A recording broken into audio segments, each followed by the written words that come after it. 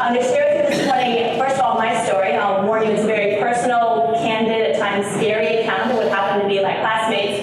But I'll share with you how it fundamentally changed my views on everything from safety and security to personal responsibility. And just to kind of set the stage, I want to open a photograph that's a little bit embarrassing to show. It's okay, you guys can laugh. This is me. I was 19 years old at college at Virginia Tech. This was taken in one of the tallest, largest dorms that we have on our campus. And I'm always kind of shy to admit this with law enforcement and adults in the room. I would literally hide from the fire marshal when they would come and do drills, because there never actually was a real fire. Safety and security was the last thing on my mind. And the environment that allowed this person to perpetuate was Virginia Tech. Do we have any Hokie fans? Wrong state, okay, ooh, got a couple. In the room. To give you a sense of our campus, it's very much similar to yours. Virginia Tech is one of the largest public schools in Virginia. We have, at the time of the shooting, 29,000 students. We are 131 buildings on 2,000 acres of land, so it's a massive, massive space. But the very cool thing about Virginia Tech, besides the fact that it's beautiful, as you can tell, is that when you go there, you make bonds with people. Based on everything from academics to sports to Greek life to hating West Virginia, it's our big football rival, or LSU, I saw that. Sorry. It is the last place you'd ever imagine some of this is about to happen. Now, all of this fundamentally changed on April 16, 2007, and for me, that day began like any other day. I was late. I woke up only when my friend called and said, I'm on the way to come pick you up for class. And very quickly, very distinctly, I lied, and I said I was ready to go. In reality, I jumped out of bed, and I got dressed. I remember, I was living off campus at the time. I remember pulling open, you know those like shitty blinds that you have in off-campus apartments? Those white blinds? You guys have nicer ones. I pulled those apart, and the first thing that was strange about that day was snowing. It was cold. Now we've had a pretty rough, I live now in Washington, D.C. We've had a pretty rough winter so far, but it was definitely strange to be snowing in Blacksburg in the middle of April. The only decision I made that day, the only thing I tried to think about was what kind of shoes I was going to wear. I was raised in Ukraine and in Russia, and so the family joke is that I wear flip-flops in the middle of winter no matter what. For whatever reason this day, I chose the closed-toed shoes. I know it sounds like a very small, unimportant decision, but it makes a lot of difference a little bit later on in the story. We split out to class, and this is the partial view of our campus, what you're seeing here. The south end zone is where a lot of students live. It's the residence dorms, the dining halls. Out to the right extends out the library, the restaurants, bars. It's also where our post office is. That's where the perpetrator will go and eventually mail his video DVD to NBC.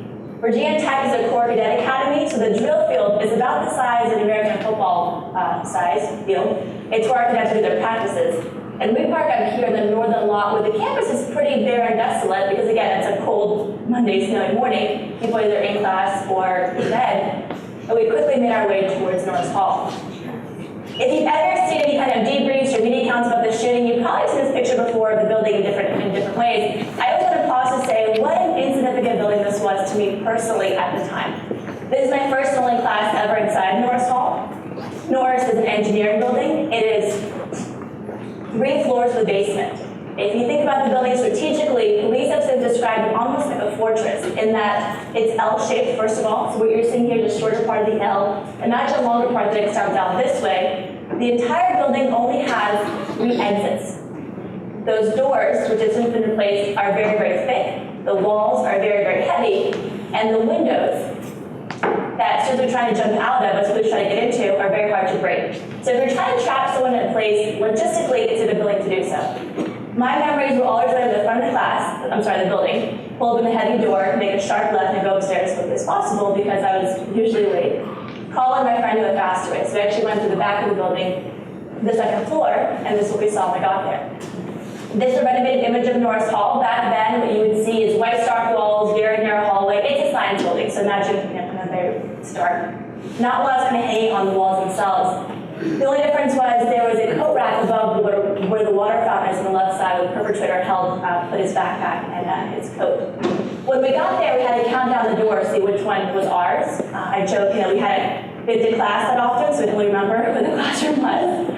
But as we got to 11, we had to kind of get into a little bit of a fight, ask who was going to go in first. And my friend Colin is and was 6'1", so I thought, okay, I can hide behind him. Our teacher really liked Colin, so he goes in first. And This is what the classrooms actually look like that day. This is not my room, but they're all very much the same, white laboratory-esque spaces. If you notice, the only doors which have locks on our entire campus at this point are the hazmat labs. So all the doors are solid wooden doors that open inwards that do not lock. The only difference was we had chalkboards. They put up whiteboards afterwards to cover up the bullet holes. And this is my rendition of the space. It's a 22 by 25 room. There's one door in the top right-hand corner, and this whole left side here is windows that face down into the sidewalk. If you remember back into lectures or our classrooms, when we're not given assigned seats, most of us typically sit where we're most comfortable, right? Where we're kind of most familiar. That's why if you guys notice law enforcement is all the way in the back of the room. Thank you guys, there's a reason for that. But Dawn, my teacher, she knew this. So every morning before we'd start this kind of morning partner activity, she would intentionally pick us up and have us work with people in our class so we get to know our colleagues. Because we're late, we miss this portion. So we walk in, she hands our assignments that look of like, you guys are late yet again. And we took our seats in the back left-hand corner, you guys can see that here, where we always sat. And as I walked down this aisle, I saw my friend Ross, and Ross had already been moved over here. Ross usually sat back here with us. And he also gave us that look of like, come on guys, like get your act together, it's April and you're still late. We were too far apart, we couldn't communicate. So people were not sitting with their book bags or things, everything is kind of rearranged. I quickly sat down, took off my sweatshirt, it was hot inside that day, leaned back on the wall, just kind of caught up with my classmates around me. I have no recollection of what we were studying that day, if it was French verbs or imparfait. It's a typical cold Monday morning. At this point, you're either half asleep or quite frankly hungover in college. Virginia Tech is a big party school. But right after that, something happened that not many people know about. Rachel Hill walked in. And Rachel's a freshman in our class, she's a very, very good student. For her to be so late, it's only about 20 minutes left in class, it was definitely a little bit strange, kind of bizarre. We all kind of perked up like, Rachel, why are you late? Well, something had happened, which we all know about now, which we did not know about back then. At 7:05 that morning, while I was still sleeping in my bed, our perpetrator, who was a student at Virginia Tech, who was 23 years old, he was an English and a chemistry major, walked into this door. West AJ, as you guys can tell, is massive, housed about 895 students. We're not quite sure how he got in. His mailbox was in the building, but the car access control shouldn't have allowed him entry at that point, so he probably followed someone in. He followed a girl named Emily up to the 4th floor. Emily had just been dropped off by her boyfriend who they spent the weekend at a nearby university called Radford. He followed her to the 4th floor. He shot her there, she was changing, and when the student heard the thud, they thought that someone fell out of their bunk bed. So they called the RA, the president advisor, the person who lives on the floor to hear students to go check on her. Ryan goes, he's shot and killed point blank. Ryan passed through the scene. I passed through a little bit later on the way to the hospital. Our shooter leaves. He's back swiped to his dorm at 7:15. It's a very, very short window of time. Now, police got there very quickly, but they found a man and a woman. He's shirtless and in boxers. They assume it's domestic violence. Prior to Virginia Tech, there were a few cases of double homicide in the ways that to occur here. There really is no reason for a mass alarm or a bit of panic or concern. There were some bloody footsteps outside the door, but they had stopped by the staircase. There are no cameras in that building. Police have said if they actually stopped right then and there, they never would have caught him. There's absolutely no correlation to Emily, Ryan, or anyone else who's about to injure throughout the entire day. Some think this was a failed sexual assault. The kind of bigger theory that perpetuates is that he was basically seeing if he could kill. This is the first time he's actually physically violent, and he wants to see if he can do this attack before he carries out the larger one. What happens is that as they hold down that building, they allow students to leave, they secure that space, and Rachel leaves and walks all the way across campus into Norris Hall as one of the last people that enters Norris Hall before he changed the doors. Now, the reason I show this map is I'm not quite frankly sure how she walked that day, but that is the fastest way that she could have gone. That is about a mile walk. That is a very significant walk in the snow, in the cold. For me, I didn't mention this, but we almost skipped class that day because we were so late. I almost went to get coffee. For me, almost skipped, she shows up for 10 minutes. It's horrifying. We know now that Paul and myself and Rachel is probably the last ones to get in before he changed the doors. We had these long kind of push bar style doors. He chained them from the inside. He put a note on one that said, if you try to break in, a bomb will go off. And the janitor who found these notes and was like, yeah, this is a little bit, strange. He took upstairs to his supervisor on the 3rd floor. Both parties agreed it was strange. No one called the police. There was a woman on the first floor who left to get a drink. There were no vending machines inside Norris Hall. When she came back, the door had been changed, so she climbed in through a window and sat there the entire time of the shooting in our office floor. Again, hindsight is 20/20, but if you see a chain door, those are pretty long, serious chains. It's not a very common, typical thing to see. When Rachel walks in, the words shooting and murder are kind of in the air, but again, this is 2007. I'm sitting in class with a T-Mobile flip phone. We don't have smartphones, no one brings laptops to class. There's no way to communicate in or out. And I simply remember thinking, someone let her out. Like, no matter what happened in the morning, someone decided to pay for her to be here, therefore it must be okay. It was right after that we heard the first gunshots. You'll hear again the accounts people saying things like we thought it was construction or loud noise. I'm always very quick to say that it's complete BS. Gunshots are so loud, especially indoors. There were some classrooms he looked into beforehand to see which ones had the most amount of people. Even then people said, if I restrained someone who was lost so late in the semester, but no one got up, no one asked, can I help you, what are you doing here? He did not peer into our classroom. I physically felt and heard the intensity of the fire as he was moving up. And what I equated it to was almost like an axe being taken to a piece of wood, just very quickly. Most of us don't really ever realize or think that it's gunshots, but we try to search for the nearest possible explanation. That's where much of my head went. But I could feel the movement of the hallways. I'm sitting right there. And my teacher, from the class, she went in the hallway, kind of peered out, and she probably saw him because he was geared up, he was dressed very combatively. And she came back in and said, call 911. Another student called to her say, and get in the back of the room. Very quickly, I remember seeing the look of color and panic just completely drained from her face. I got on the floor. I went to middle school in Sacramento, California for a few years. We had earthquake drills, tornado drills, all those things. That's where my kind of training kicked in. I went on the floor, and the desks that we had were, if you recall, like the 1 unit desks, the kind that you slide into, you put your arm around the books fell underneath. I got on the floor, put my knees under the chair, stomach on the seat, hands over head, and I facing the wall, and I waited. And the last thing I remember seeing was Matt and Heather in front of the classroom. I remember seeing their arms extend. I think they were trying to help her push their desk to the door, but literally as they pushed, he walked in. They didn't have a chance to get the door closed. He shot them first, and the others in the classroom, doing active shooters do instead. From hearing him in the hallway to get that last arrow, it's probably 5-7 seconds. It was incredibly fast. And as they got there, I looked up. So I'm thinking, okay, whatever's outside in the space is now here in our room. So I kind of look up, and I see the top torso of a man. I'm on the floor, so I can't see his legs, but he's actually wearing a tan shirt and a black vest, and 2 black things that are here. They're mags, and 2 arms outstretched. I thankfully blocked out the weapon, so if anyone is interested, he had a 9mm and a 22.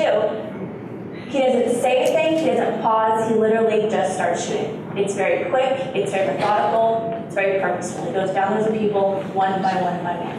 And for a few seconds, I thought it was a prank. I thought someone was going to pop out and say, okay, it's all over. But I think very quickly, based on sounds of gunfire and people on the other end, I could tell that something very serious was going on. And so the thought that I had was, brace yourself, your turn is going to come. And I didn't know what that meant. I didn't think I was going to get shot, but I could sense that it was very sequential that somebody was coming towards me. And the first time he shot me was in the back. Then been shot in this room, or shot at. Okay, thank you, sir. There's always at least one. When I ask that question in Canada, they say, in America, do all the hands go up when you ask that question? No. But you just want to see. To give you a sense of what it feels like, it actually goes like a very quick, sharp sting, like a very hot pitch. And as it hits you, it travels within, you can do one of 2 things. You can fully exit the body or it can stop there. If it stops there, there's this burning and this dullness and this sensation, which after a while, that part does really, that hurts, that part sucks.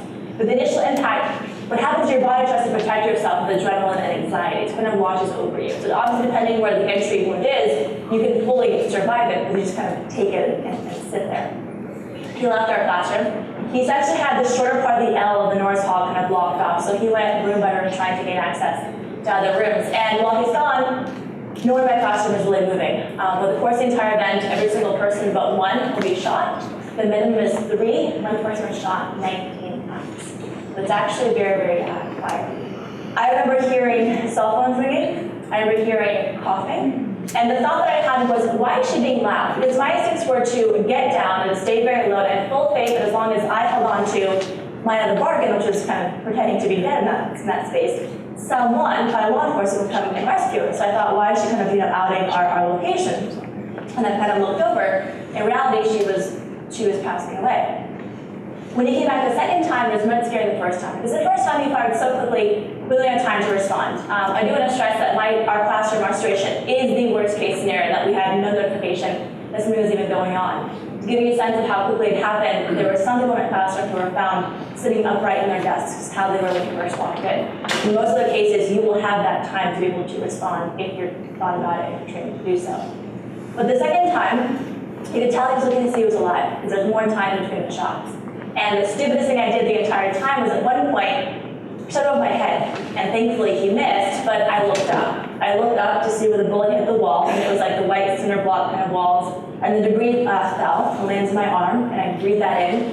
And instead of thinking, why did I move my head? Why did I tell him that I was alive? He shot me again. I used to say he used to kind of lie and say it was the lower back. It was the butt. He shot me in the butt, which does hurt. He left, he came back for a third time, eventually took his own life in front of our classroom. So he was found with a self-inflicted gunshot wound to the head, kind of in this general area. The shooting lasted about 10, 12 minutes. There was one 911 phone call that was from my classroom. Colin called the police, and he dropped the phone, and Emily picked it up and held it underneath her ear the entire time. That was about a 9-minute phone call. But as you can imagine, if you count 12 minutes, it's an incredibly long amount of time when holding on, waiting for your life. I want to play for you very quickly cell phone footage that was taken outside the building by one of the students. I do warn you, it's a little bit loud. You're going to hear a lot of the shots that are coming in that day. There are two sounds of two series of gunshots. One is police on the outside as they're trying to break in. The other is him on the inside as he continues to shoot. So I do warn you, it's a little bit loud.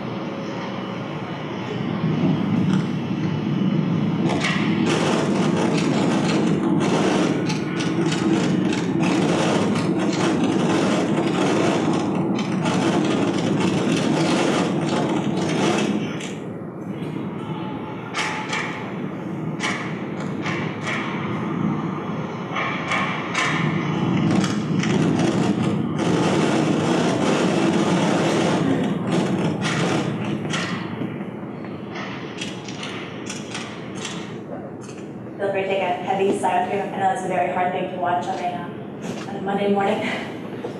Police got there very, very quickly. In some ways, it's beneficial. The first shooting had occurred only now. We had a full active SWAT team on our campus that our chief of police, the amazing Chief Wendell Flinchum, who has since retired, did not reject. A lot of these incidents will be over the minute that there is a law enforcement presence, and we want the SWAT team with active medics to be able to get there as quickly as possible.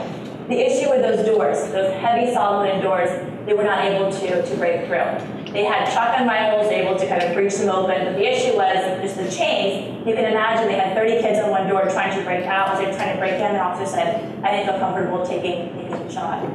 They finally got in through a maintenance door when they still heard shots being fired on the stairway, which is when I think he eventually took his own life. As they ran out of the hallway, police said things like, when you saw the amount of carnage that was there, you could not believe one person had done that. They automatically assumed there's two perpetrators. And our class was the first one that they breached. At that point, I pushed myself off the desk. My friend Colin also survived. Colin was shot 4 times, but in the torso and the arm. I think he could cognitively kind of see what's going on more so around us. Colin is saying, don't move, and I'm thinking, I have to. It hurts way too much at this point. Again, looking back, I probably shouldn't have moved because he could have still been alive and waiting to see if anyone was moving. But you trust your instincts in a very, very big way. And it was so loud for so long. And the second it was over, it was like this huge sigh of relief of like, okay, it's okay to move. As I pushed myself off, we lay there under another desk, holding hands, waiting to be rescued. And right as the officers break in, it's completely like in the movies. It's a full SWAT team, the shields, the guns, the regalia. I recall law enforcement often ask, how did you know that they were SWAT? Like, because it said SWAT. They don't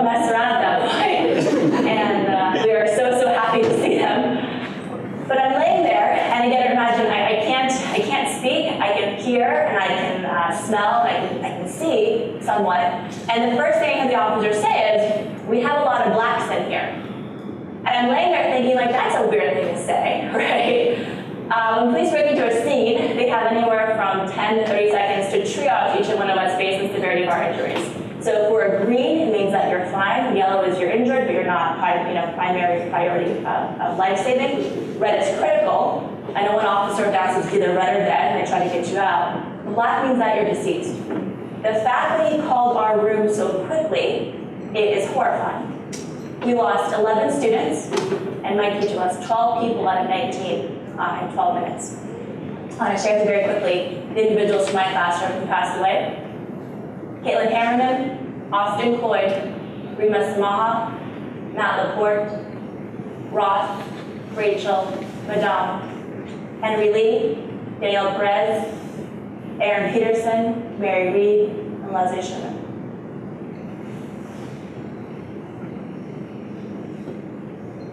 We do stay in touch with a lot of their family, friends, their spouses in some cases. We forget about the larger implications sometimes that police events touch.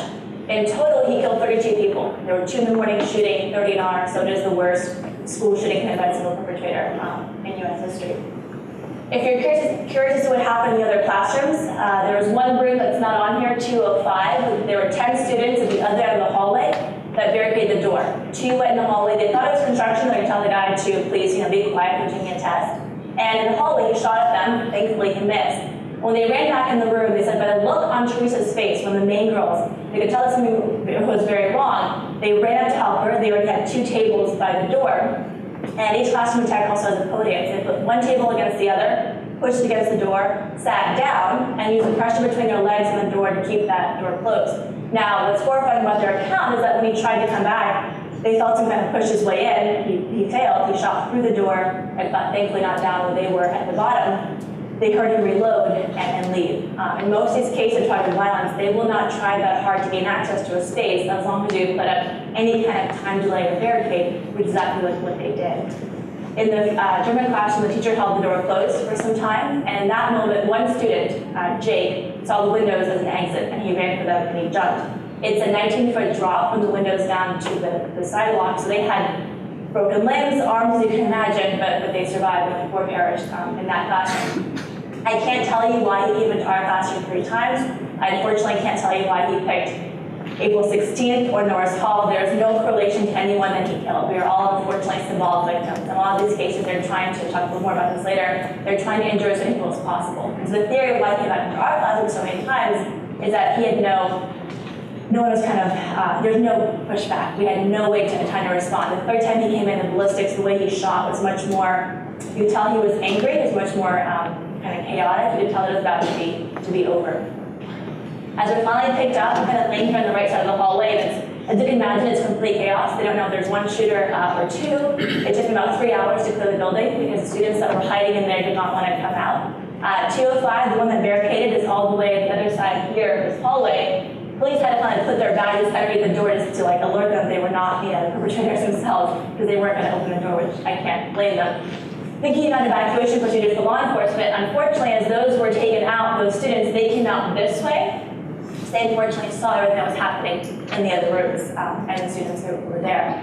I finally picked up and I started to kind of fall asleep. They started to hit my face, call me everything but my name. I got Sarah, Michelle, actually, one officer picks me up, and as we got down the same stairs that we came that morning, at the door I told Patrick, the officer, the only thing I said the entire time, because I couldn't speak at that point, I told him thank you. And I give that credit to our mom's good manners and skills. But I think subconsciously I knew that I had just, he was rescued from a place of utter evil. And as Patrick hands me off, this photograph was taken outside of Norris Hall. I very openly hate this picture. I joke it's not my best angle by any means. But more so than that, it's one of the images of Virginia Tech. This is me in the white that's fallen behind when I drove to class that morning. Because it was snowing that day, we could not be helicoptered out. We had to be driven in ambulances to reach the hospital. So what's happening is we're thrown on the grass, cars driving out, and I'm laying there on my stomach, and they start to cut up my clothes. They want to see where I've been injured, and the field paramedic is saying, you've been shot, and I swear to God, the entire time, the only thing I'm thinking is what color underwear. Because they were bright.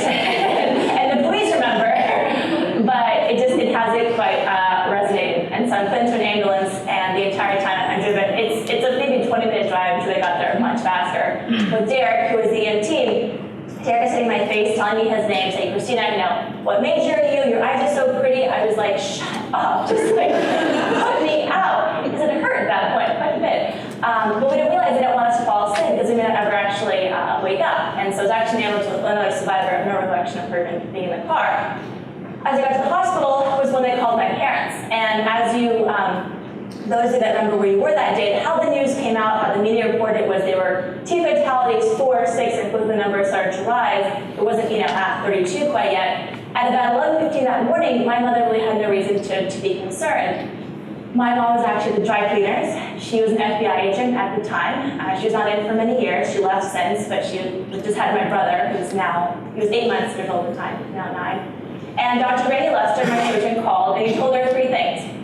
Your daughter's been shot, we have to operate, and we can't wait for you. And she said that her knees just completely gave out, and she fell to the ground, and thankfully it was too far from our house. And by the time that she got there, my father threw her in the car, Luke, my brother, who was 8 months at the time, and a wallet. And he said, whatever we need, we'll buy. When we get there, it's a 4-hour drive from where they were in Washington, D.C. to Blacksburg, Virginia Tech. It's a very just boring 2-lane highway. When they later recount the story, it's that Dad almost killed her driving. And when I woke up, I was like, I knew I was going to be okay. I could tell that I was severely injured, but I didn't think I was going to die. I said, why? I didn't realize Dr. Lester didn't call her back for 2 more hours. So that entire journey, my father, who's very logical and engineer by trade, saying she got to the hospital, she'll be okay. And my mother was completely losing it the entire time. You were, I think I'm almost a real person now. I'm 28 years old. I'm almost an adult, but you were always someone's daughter. And so for me, to not have been the one to call her and tell her that it wasn't okay, even to this day, it is horrifying. We have a very different protocol in our family now for picking up phone calls and responding to texts, just in case. I'll tell you the quick story. When I was a senior in college, they called at about 6 p.m. and I didn't want to admit that I was already at a bar at 6 p.m. So I called them back the next day. I wake up, 18 missed calls from my mom, my roommates, and my mother's Russian, so I'm expecting the full bulldog, the whole thing. Instead, she's very quiet, and she said, Kristina, the last time that you didn't call me back, and her voice kind of trailed off, and so I was like, okay, from now on, no matter what, like I said, we have a very different response protocol.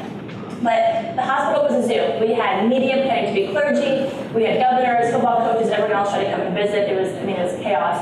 My parents got to put a barricade on the hospital. The only ones that we allowed were some of the first responders. I have immense appreciation for all law enforcement, not just Virginia Tech, because quite frankly, this could have happened anywhere. And so thank you, men and women, for what you do. I don't think you guys get to hear that quite often. No.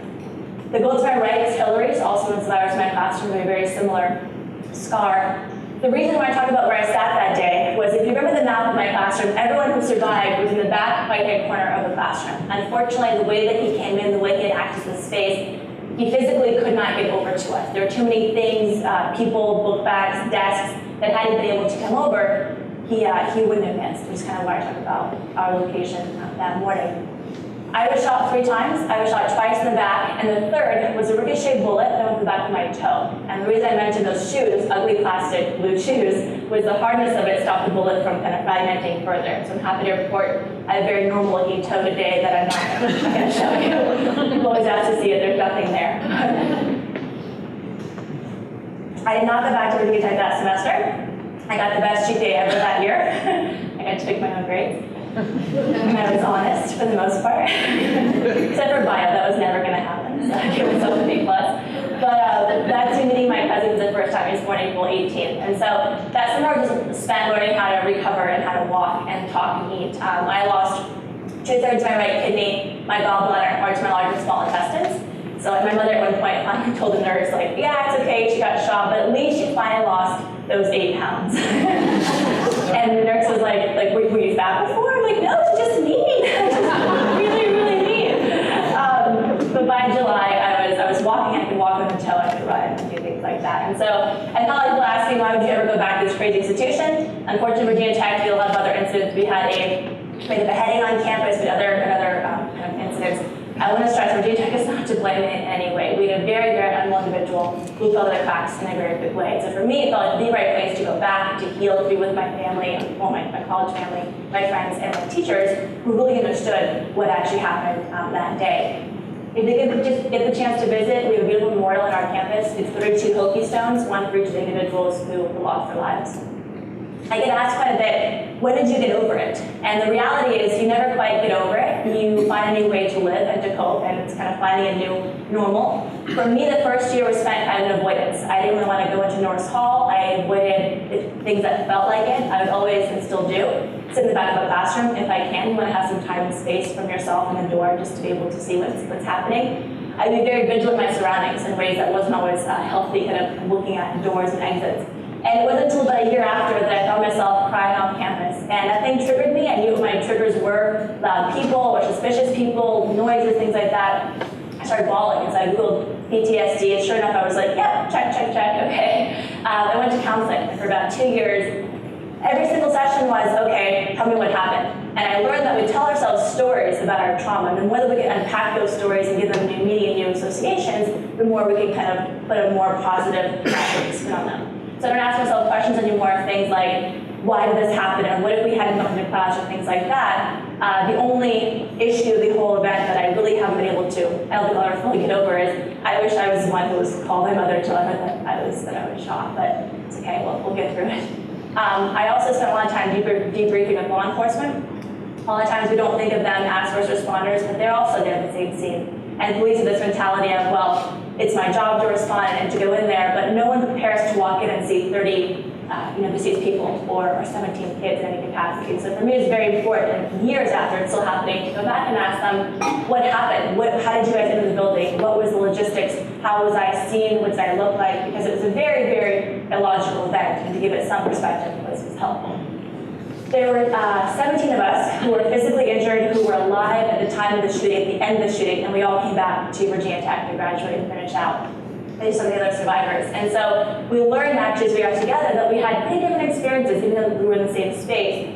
Heidi in the orange dress, for instance, Heidi still carries, or actually, no, that's Justin. Justin carries around, a bullet that he thinks, that went through his wallet that he thinks saved his butt. I'm like, okay, Justin, I don't know how true that is. But Heidi remembers Clay. There was one student in the back of my classroom who was not shot. He was the one who had to jump up and let the police in. There were 2 bodies behind the door that couldn't actually break in. Well, as Clay leaves, he's allowed to keep going and walk through, and because he's not physically injured. He was unfortunately not counted as an actual survivor, which he should have been. But I have no recollection of Clay being in the building. So we do stay in touch with a private Facebook group and things like that we communicate through.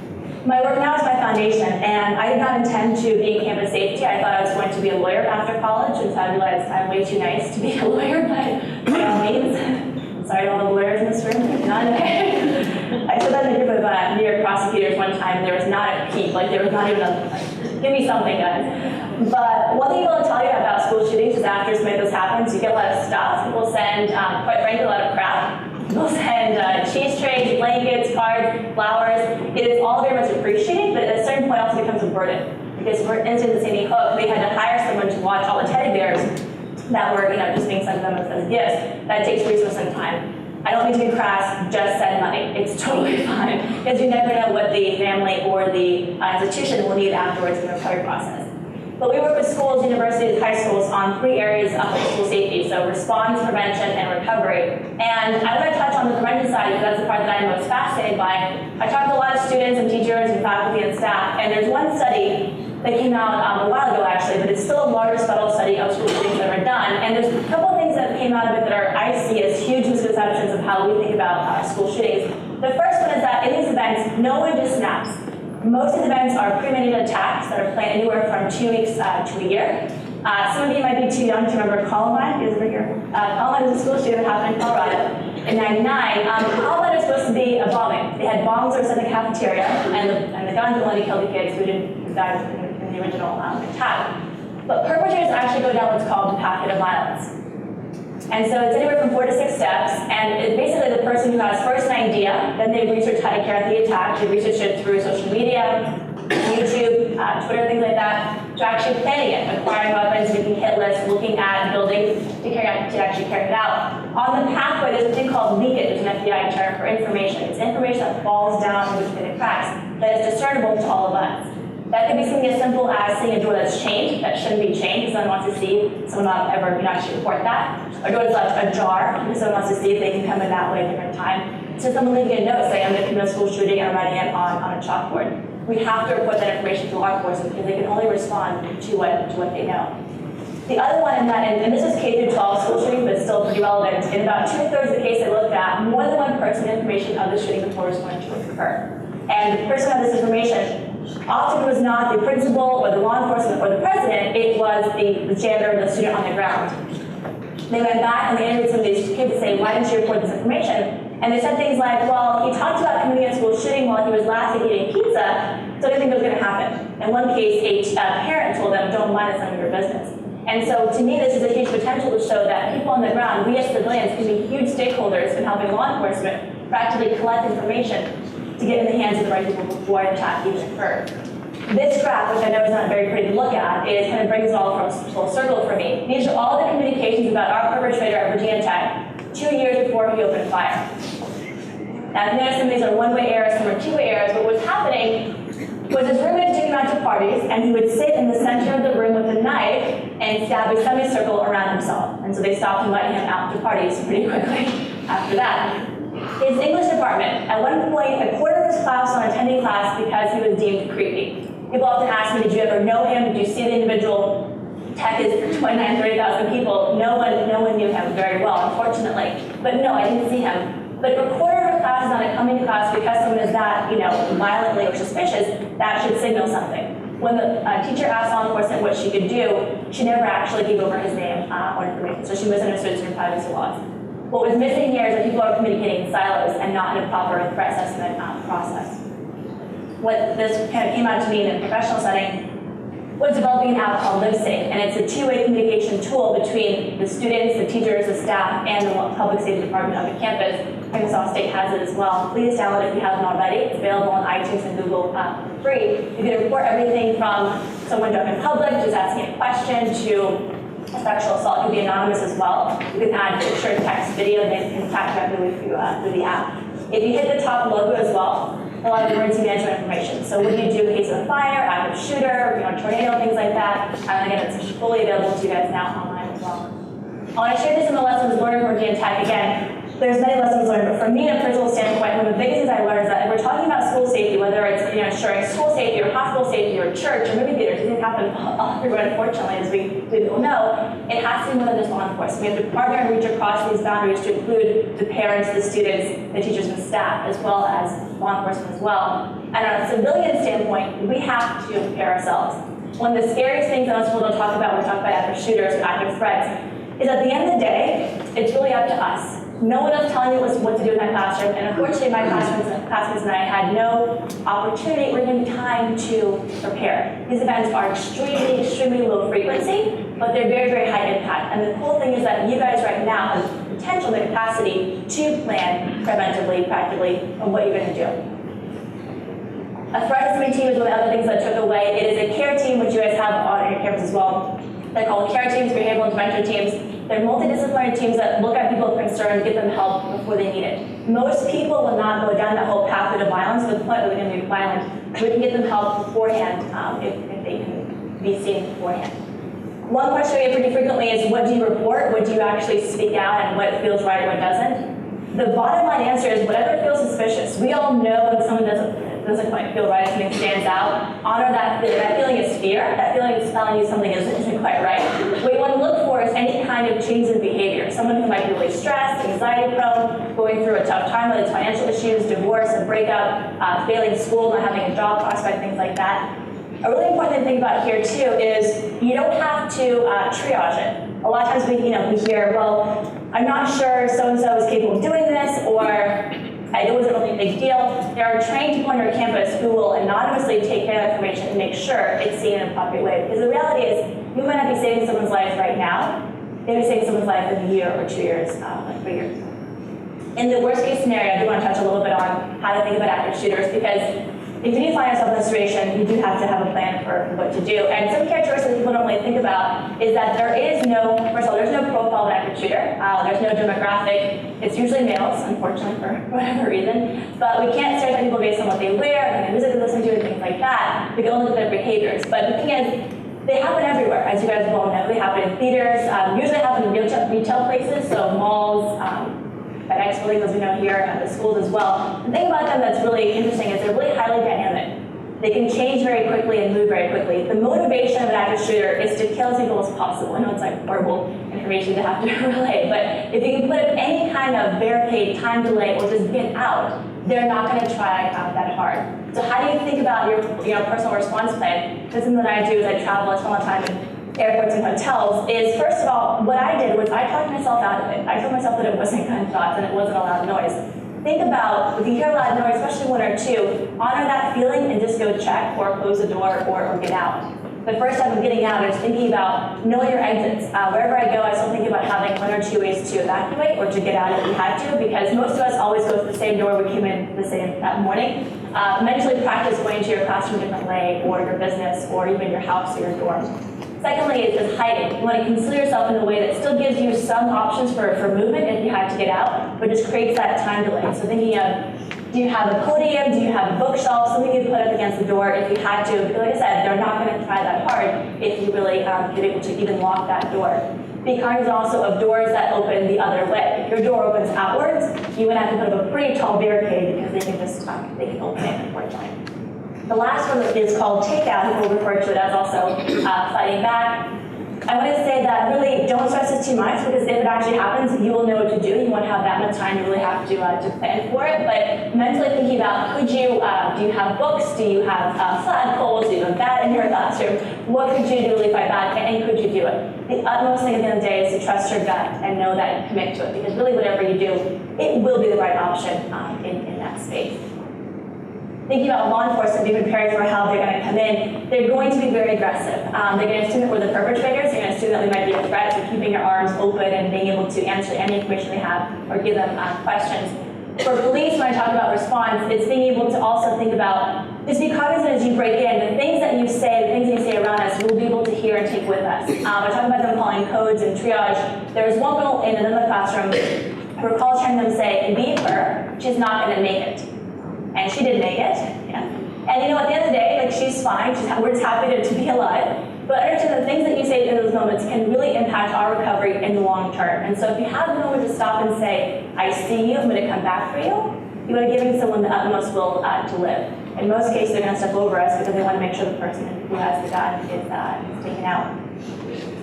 I want to share two quick kind of personal lessons I've learned. I've learned quite a bit from this experience, but on a personal level, the importance of control and attitude. Unfortunately, in these moments, he had full control over what happened and how our lives changed. But in the outcome, all that we really control is our attitude and our response to things. So I urge you, when you leave here today, learn how to appreciate traffic. I know traffic is a very painful, horrible experience, but you need to be there. In that moment, you decide what to do with that time, and not everyone has that opportunity.